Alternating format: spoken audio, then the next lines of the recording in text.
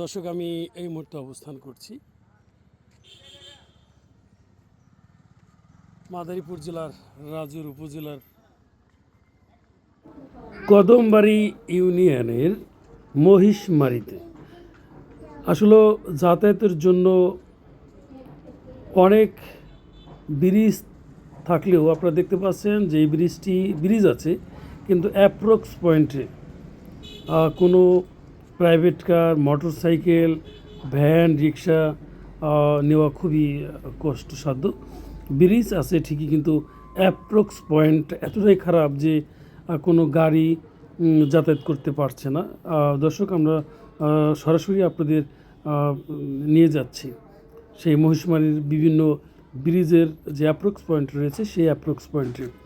এলাকাবাসী জানিয়েছে ব্রিজ আছে, তবে গাড়ি চলাচলে কিন্তু বেশ অসুবিধার সৃষ্টি হচ্ছে। তবে এটি কর্তৃপক্ষর নিকট জোর দাবি জানিয়েছে যেন অচিরেই এই মহিষমারী যতগুলো ব্রিজ রয়েছে অ্যাপ্রক্স পয়েন্টে সেটি যেন সরকারের তরফ থেকে সংস্কার করা হয়।